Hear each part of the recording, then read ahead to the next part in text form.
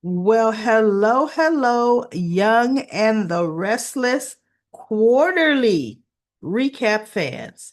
Today's quarterly recap is from April the 9th all the way through June the 20th. April the 9th through June the 20th. Because guess what? That's just how slow Young and the Restless goes, everybody. Just how slow. We all know Valentine's Day was February 14th. Valentine's Day, Billy was in Paris with Sally, leaving the bed with Sally to go into the living room to sneak on a phone call with Aristotle Duma. Aristotle Duma, back in February. And I'm telling you, everybody, by the time we got to May, do you know every single character on The Young and the Restless was saying the name Aristotle Dumas every day? I was so sick of hearing that name from everybody on the planet. The only person that wasn't saying Aristotle Dumas was little Harrison Abbott. Only one. The elusive Aristotle Dumas. What does Aristotle Dumas want? Is Aristotle Dumas going the Abbotts? Jack, is Aristotle Dumas planning on trying to do a hostile takeover with Jabot? We all can't do any business until we find out what's Dumas' agenda. Victor Newman and the whole Newman clan. Aristotle Dumas. Aristotle. I've come across him. We've bid on multiple real estates. I've won some, he's won some. Aristotle Dumas. I'm going to find out who he is and what does he want. Because Victor got word Aristotle Dumas is coming after Chancellor. I got to protect Chancellor for Nikki at all costs. Chancellor. Billy Abbott. Aristotle reached out to Billy, obviously toying with him, after Billy got dumped by Jill, or not dumped by Jill, yeah, dumped by Jill, his mother. So sold the company to Victor. Billy just couldn't handle it, right? Jack, of course, gives Billy the money for his own Abbott Communications. And he did that, oh my God, back in February? Really? He sure did. Do you know this is June and Billy still hasn't launched the company? I had some conversations with Aristotle Dumas, and he's going to help me get Chancellor back. And then after a month of that, and everybody, Sally, Phyllis said, no, no, what do you mean Chancellor back? You were supposed to be trying to build something separate, something for you, right? Billy telling everybody, yeah, that's what I'm going to do, but secretly wanting Aristotle to go war with Chancellor to get it back for him. Aristotle, anyway, that's Billy, though. Your brother gives you probably $1 million just to start your own company, and you're still not happy. They still haven't launched. The only thing they've done is had some press releases. That was it. Now, remember my last recap was all about Phyllis and Sharon, their own little squid games. They were held captive. Well, okay, they were saved in the ninth hour by Billy, Nick, Chance, right? But the gas was already released in the room that they were in. They were gonna die had help not been on the way. Turns out, of course, Martin is alive. Allan is the twin that died. I hated the fact that Tracy just can't find love. She just can't. She was so hurt. But she started putting the pieces together and figuring it out. She was like, no, something's not right. He's getting these alarms on his phone talking about a clinic, security breach, and something's not adding up. And at one point, he fled to Paris because he said, oh, no, I'm looking for a surprise for you in Paris. I want a destination wedding. And Jack's like, oh, you're not going nowhere with him because they had already brought Chance involved. And they said, no, we got to get him back to Genoa City.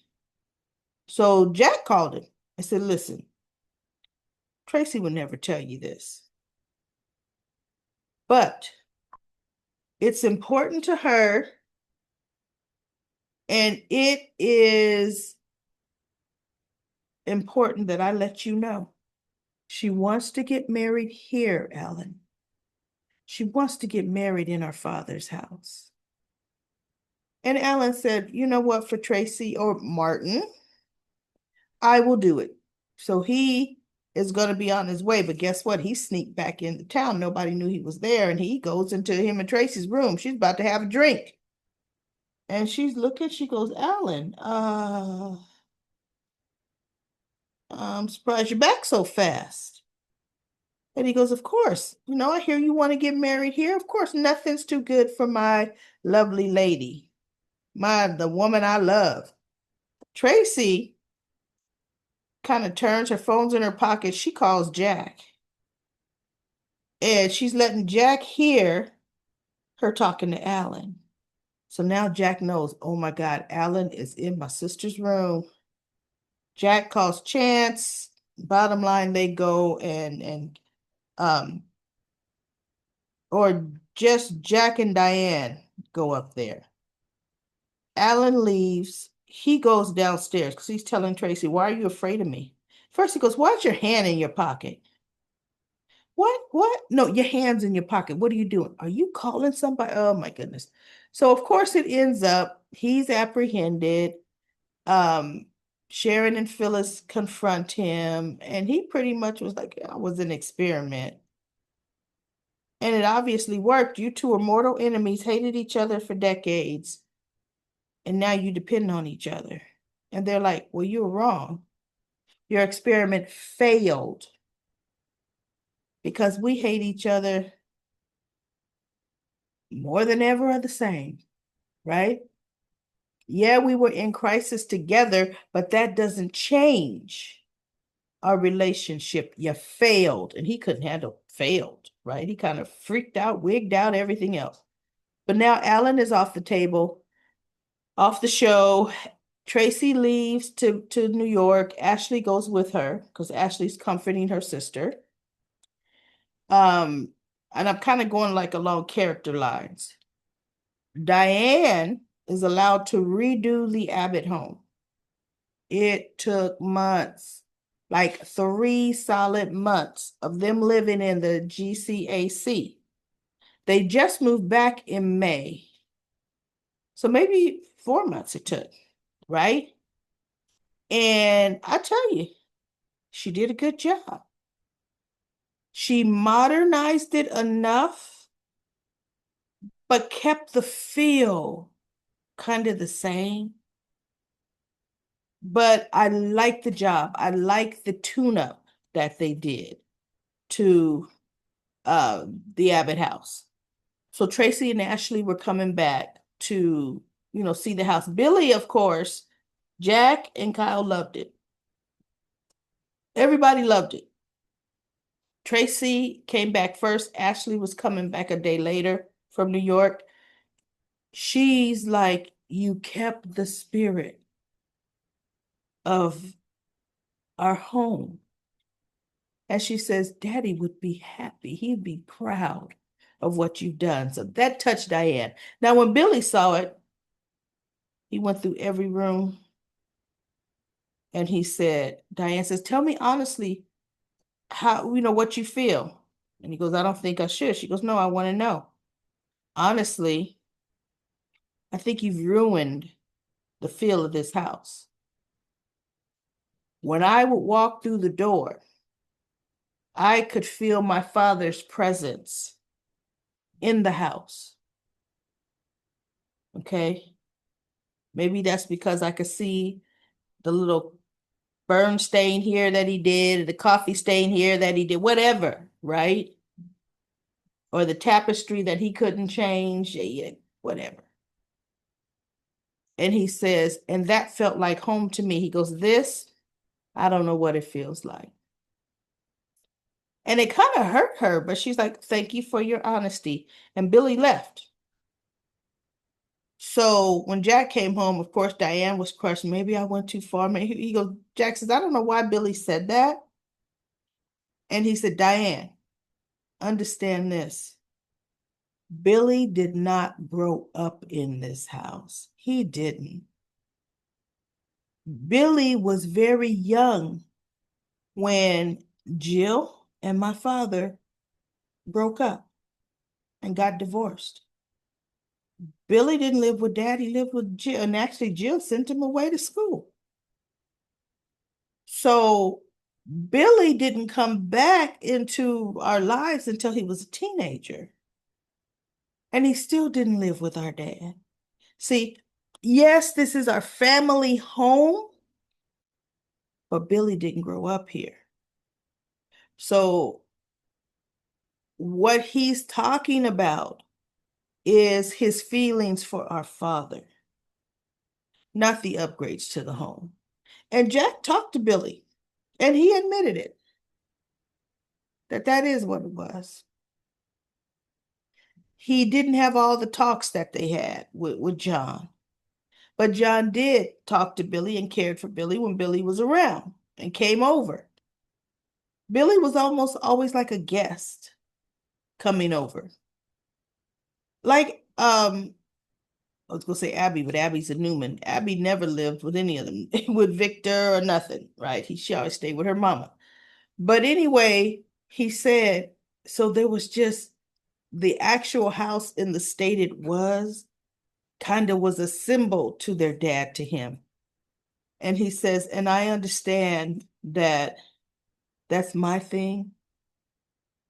And he told Jack, and I understand I owe Diane an apology because the changes she made to the house can't change the feelings that I have for our dad.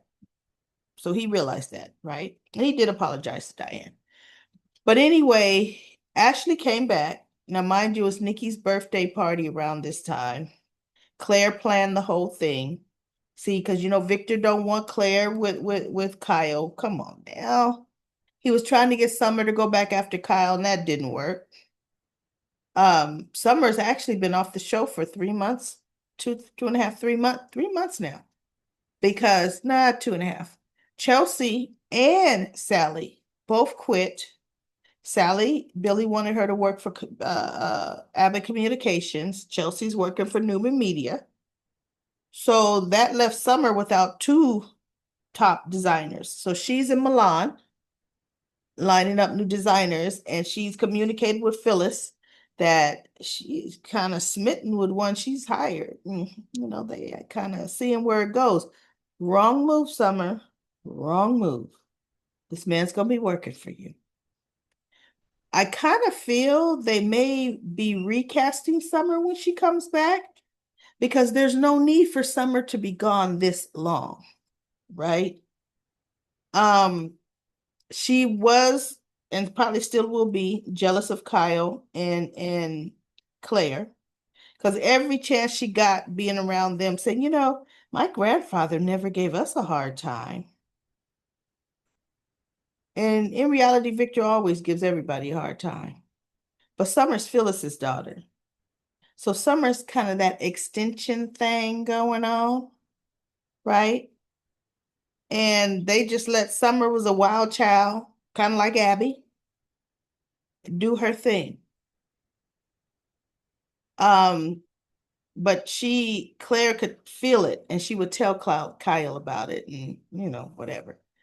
So Summer's gone, and Claire has made it her mission to get her grandfather to accept Kyle, and everything she's tried has failed. From planning a dinner, from having Victor talk, nothing worked. And Kyle's trying to be a trooper. He's going along with all of these ideas she has, even though he tells her that's not going to work, but okay, I'm willing. Shot down every time, right? Victor is has a deal with Audra.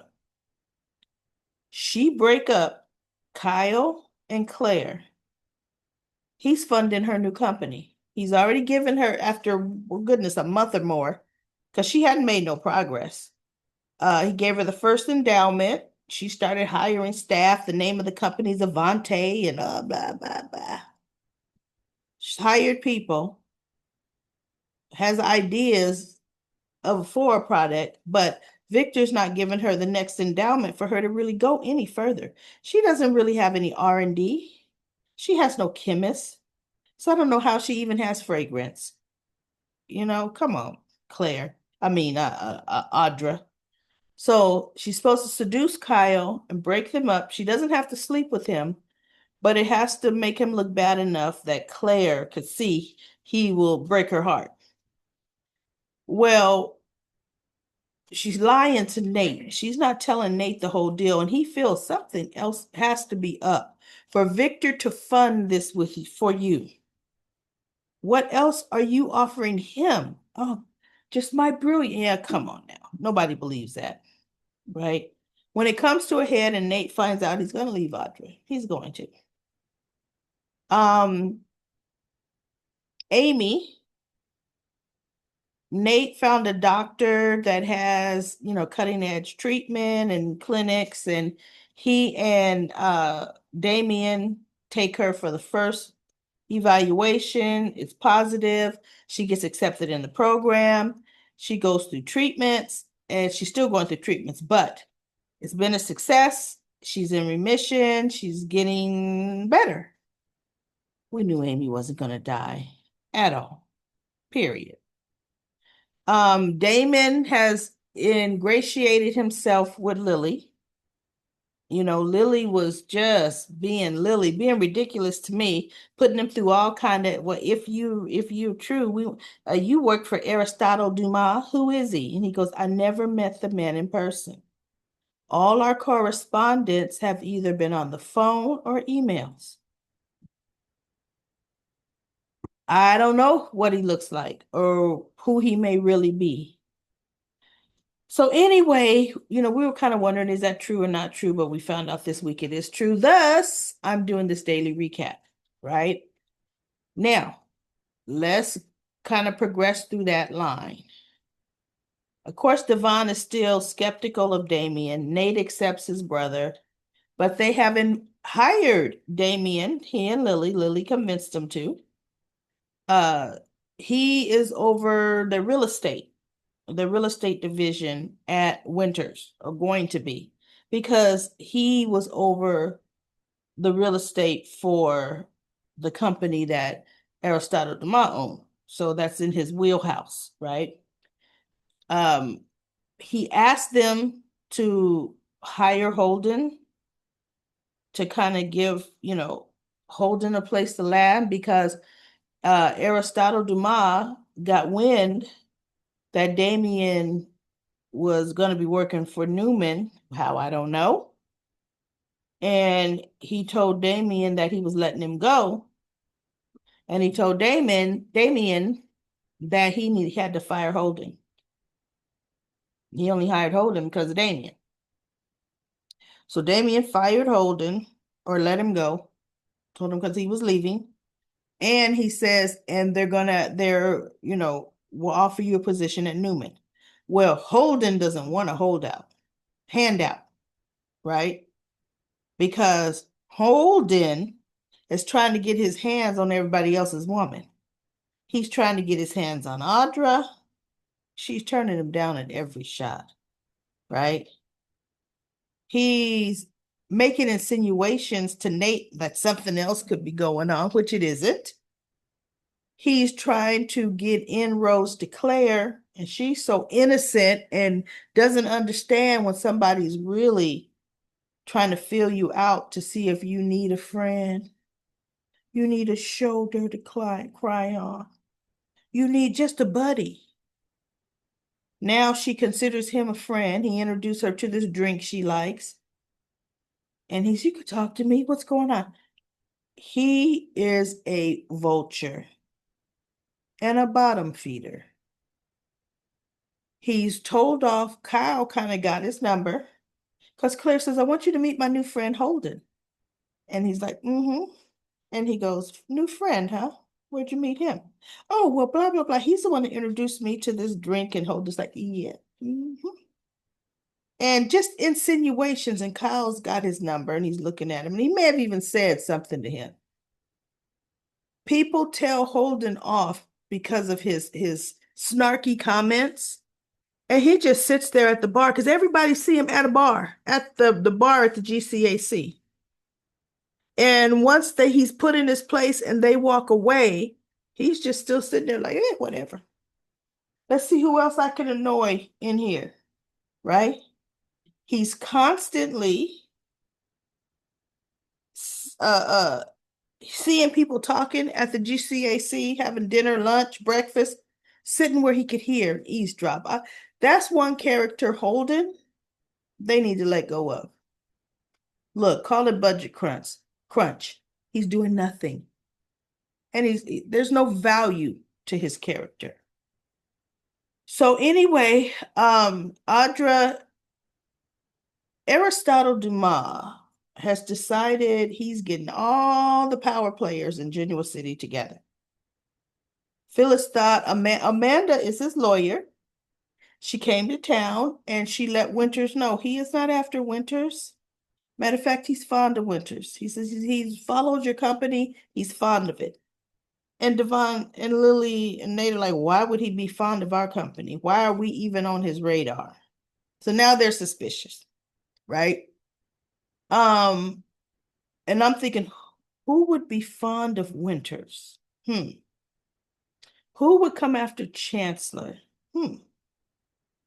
And in my mind, I'm thinking the only people I could think about are dead already. Ashton Locke's dead. Tucker ain't about to do that. And I thought Kane would be the only one I would know, but the actor playing Kane just got a little reoccurring deal on General Hospital. The role ain't even big enough, right? Playing some sinister professor. We're just ramping into his storyline. So I'm thinking, so it's not Kane because he's on General Hospital. Doggone it, who is this, right? Let's go to Sharon and Phyllis pretended to be, not pretended, they kind of bonded out of necessity after their event. And they did, Nick put them together and they leaned on each other and they realized that they're a support system for each other. And they were a support system until Sharon and Nick and Christian went to London to visit Noah. And it kind of hurt Phyllis because she's left all alone when she still needed Sharon as her support system. But anyway, she got over it. Well, she had no choice because Sharon went with her family and did a healing thing.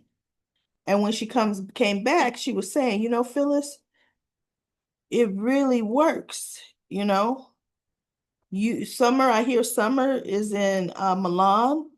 Why don't you take an international trip and spend some time with Summer? And she looked at Sharon, she goes, And she looked at Nick, she goes, maybe you could come with me. And he goes, I don't know, maybe. I haven't seen my Supergirl in a minute. And the camera shows Sharon. She's like, wait, what? No.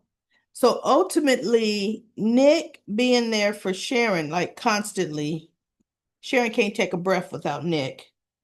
But Nick is also trying to be there for Phyllis. And Sharon, you see the look she's given, the jealousy, when she walks in on Nick hugging Phyllis. Now, there's nothing romantic going on there. There's actually nothing romantic going on with Nick and Sharon.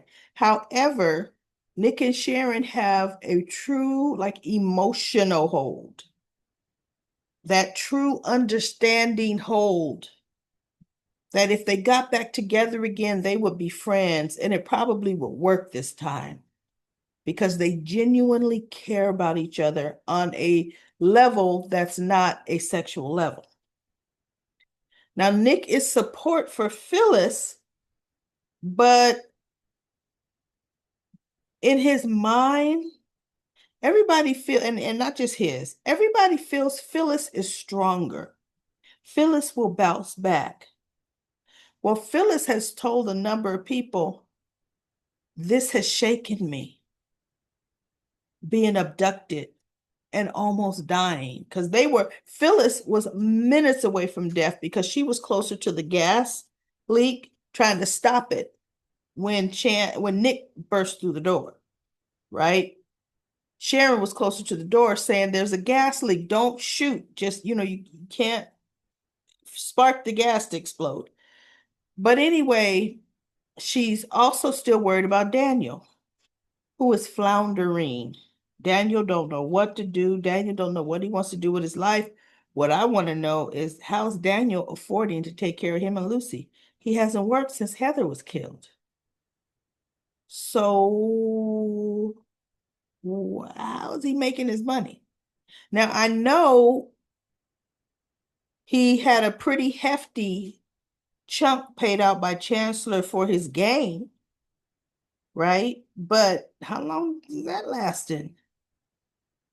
Daniel has decided, because Phyllis was trying to get him to work with her with Billy at Abbott Communications, but through Phyllis's disappearance, Billy thought she was blowing him off. But then when he came back, he realized, no, something's wrong. Nobody could reach Phyllis and nobody could reach Sharon.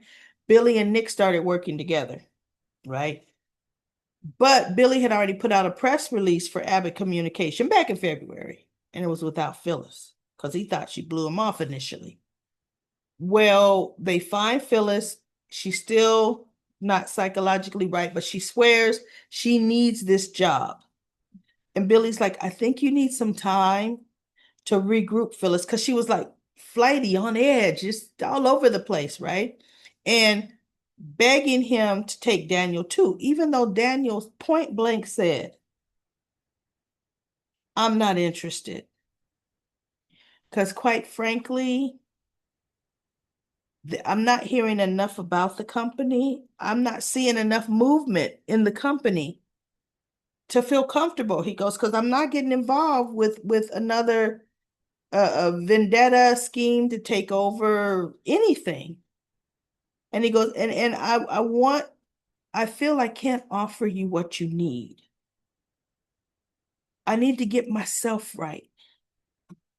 Okay, so I'm sorry, I have to turn your job down. And he leaves out the GCAC. Phyllis has the nerve to say, no, listen, I could get him back. Don't even worry about that. So Billy's talking to Sally, and I think Sally no, Sally wasn't there. And Sally's like, maybe you should take him at his word. He's gone through a lot and he knows what he wants to do, right?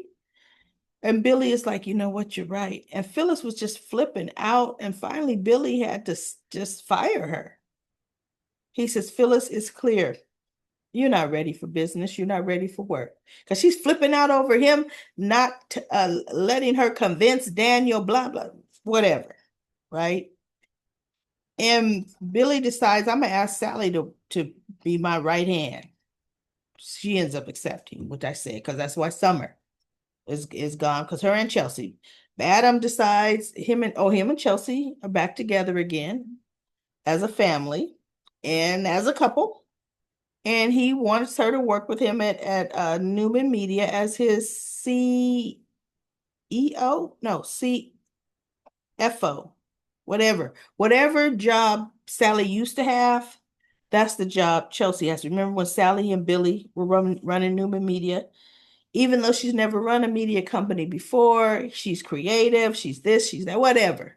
Nepotism, right? Which would be okay because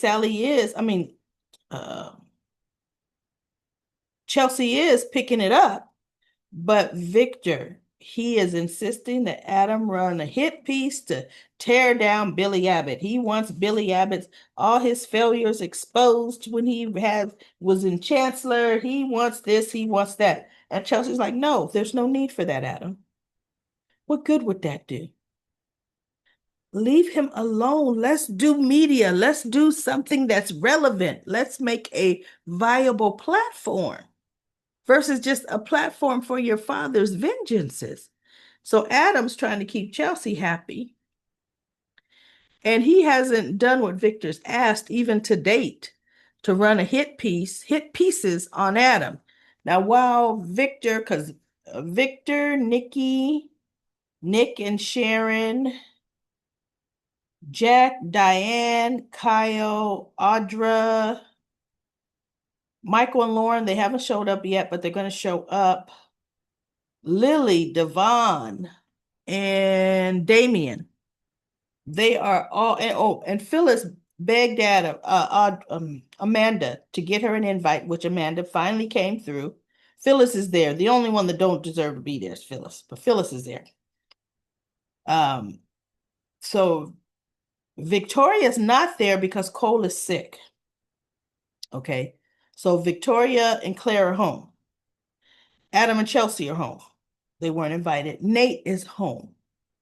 And he's looking after Amy. So that's good. Amy's not alone. Well, everybody's wondering, Aristotle Duma is going to unveil himself. Oh my God, I was so sick of this big reveal. Victor is trying to flex like he know who Aristotle Duma is. Chelsea's saying, I know who Aristotle Duma is. And if I tell you this information, will you, lay off of Billy? Just stop running. You don't go after him. And he goes, why are you trying to protect Billy Abbott? You're with Adam now. And she goes, Victor, because there's no reason we have to go after Billy. Not at all. There's no reason. Instead of saying, this may have gotten Victor to half listen. Victor, Billy is your grandson Johnny's father and Katie. They love their father. And you don't want their little hearts to be broken. They are old enough. They are on the internet. They will see. That may have gotten Victor to back off, but she didn't use that card. Okay. But anyway, he's like, because she said it was Tucker McCall. And he goes, it's not Tucker McCall. She goes, how do you know? He goes, because it's not Tucker McCall. She goes, so do you know who Aristotle Duma is? He said, yes, I do. He was lying. Victor didn't know. Victor didn't know at all. I could tell by the way he's sipping his drink, by the way Aristotle had everybody have to walk through this maze to finally find the dinner table. It was crazy. He took them all on this ancient, their estates or their sleeping quarters are on this private train, luxury boxcars. So they have little luxury suites on this boxcar. So you know how wide they are, right? They're not that luxury. And Nikki ended up leaving because Aristotle had word that he's not coming till the next day. And Victor's like, I'm not staying here. He and Nikki go back to the boxcar. And I could tell by the way he's drinking. And she goes, if you know who he is, Victor, just tell me. Just tell me. Goes in due time. He didn't know. So finally, I'm bringing this Aristotle Dumas to a head. Finally, we see a man watching everybody from the boxcars to the maze and he has this robotic kind of mouthpiece, butlerish employee. Mr. Dumas says, crazy, right? Telling them what to do. And Aristotle told him, get the Newmans back to the, dinner table in the maze because it's time for me to meet my guest. So he goes and he tells Victor and Nikki, Mr. Dumas made it because first the delay was he couldn't get out of whatever city, little country he's in. And then he made it and he's on his way. He'll be with you shortly. And so they go back down. Then he tells Amanda to go get Lily. Amanda walks up to Lily and Devon and Damien, and she goes, Lily, I need to speak to you for a minute privately. And Lily's like, why privately? Whatever you got to say to me, you can say in front of my brother and Damien. Lily, please. Nope, this is private. I need to speak to you alone. Won't take that long. Lily's like, fine. Amanda's leading her through this maze, and Lily's like, wait, why are we going away so far? And she goes, it's not that for Lily, we're almost there. She goes, no, we have gone far enough away from everybody to hear what you have to say to me. So say it. She goes, Lily, come on, just a little further. She goes, no, I'm not feeling right about this. And there's a bench where they were. She sits on that bench. She goes, I'm staying right here until you tell me why it was so important for you to separate me from my brother. What's going on? And she says, Lily, we used to be friends. Just trust me. Can you just do that, Lily, for 1 minute? And Lily's like, yeah, we used to be friends, but I don't know. You know what? And so Amanda says, okay, Mr. Duma wants to speak to you. Why does he want to speak to me and not my brother, without my brother? See, so he is coming after you because he is not coming after Lily. If you want to find out what's going on, just come with me. Can you do that? And so Lily goes, fine. So she goes with her, and you see a guy sitting on the bench in this little clearing, and his back is to where they're coming in. And he goes, he's right over there. So Lily walks in, and now Phyllis was trying to follow them through the maze because she saw the way Amanda led Lily out. She's thinking, no, I gotta speak to Duma before, just get my word in. He's gonna want me. So Lily walks in, she goes, Mr. Duma, I'm with Lily Winters. It's nice to meet you. He stands up and he turns around. And when he turns around, let me get to my picture. This is him. But we'd seen him before. I mean, he'd revealed himself to the camera before, like yesterday, or actually Thursday. And I thought, okay, he's cute. Who does he look like? Am I supposed to know this guy? I'm trying to rack my brain as to whose son is he. I know I haven't watched Young and the Restless for nearly as many years as General Hospital, but who could he be? Lily looks at him and she says, I don't understand. What are you doing here? And I'm thinking, here we go. And he goes, Lily, I wanted to talk to you separately. I wanted to talk to you. She goes, no, Kane, why are you here? I'm here to meet Aristotle Duma. And I said, yes, it's Kane. I was a little disappointed because to me, the original actor who's now playing Professor Dalton on General Hospital, he is Kane.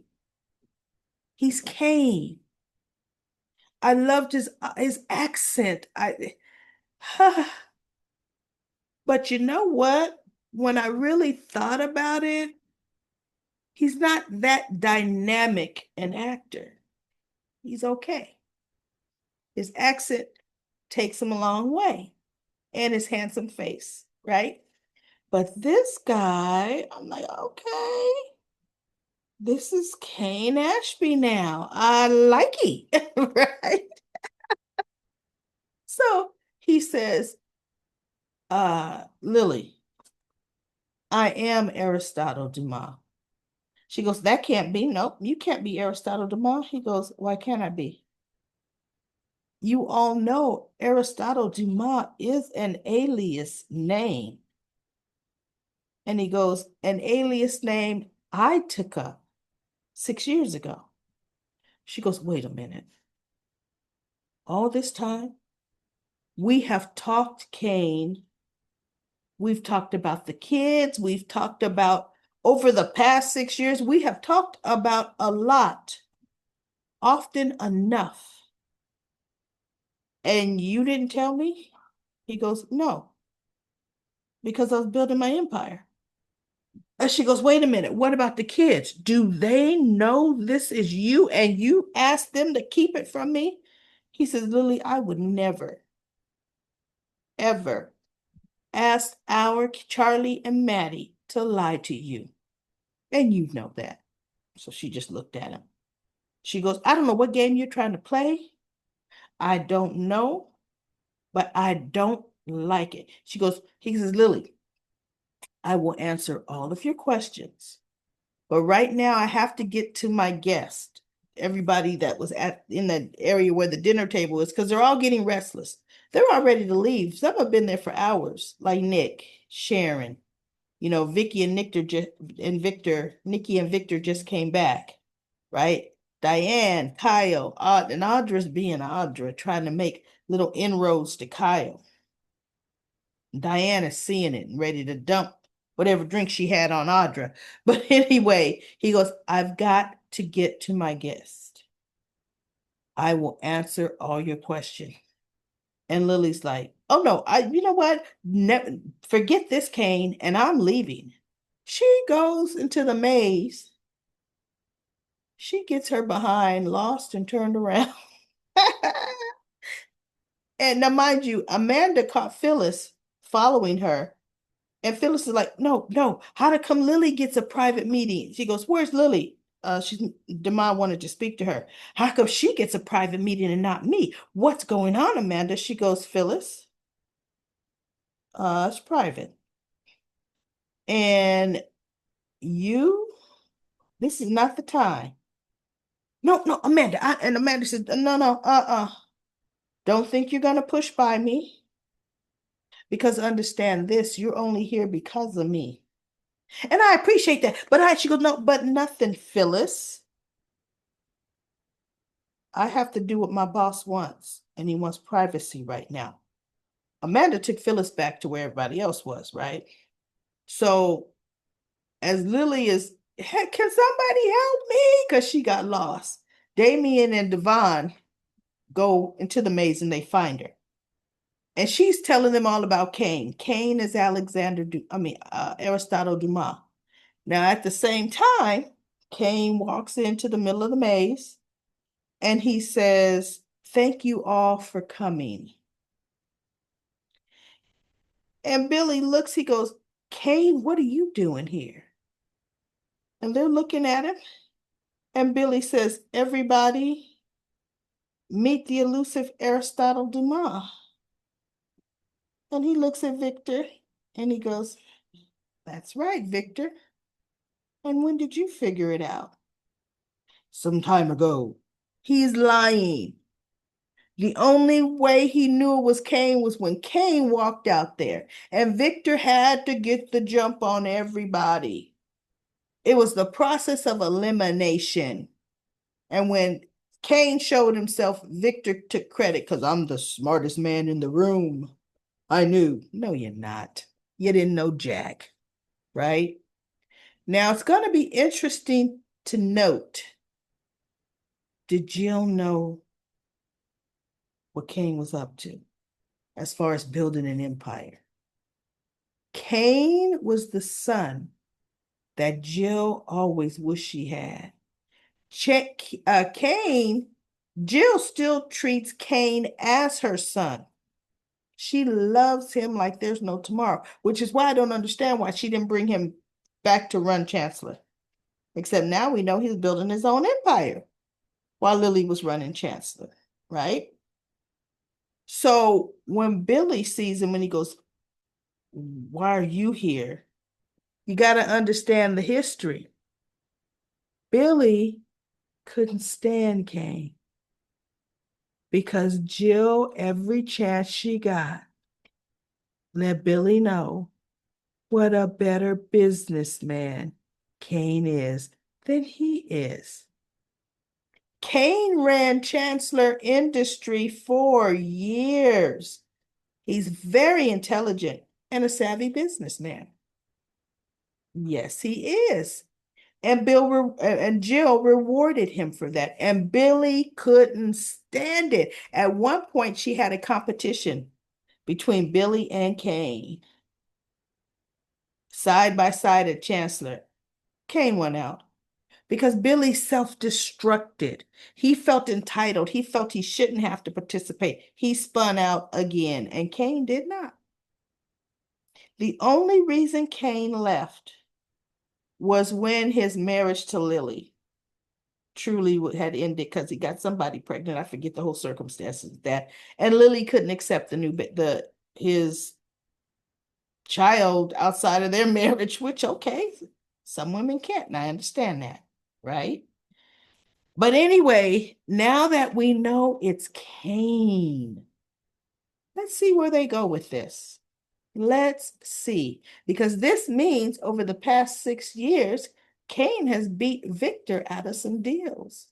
And now Victor knows this is a much younger man who did this. Hello, Victor. So we shall see what's going to happen. Michael and Lauren show up next week. Like I said, Michael quit being Victor's lawyer, so Victor's pissed at Michael. Don't want to speak to him. Blah, blah, blah.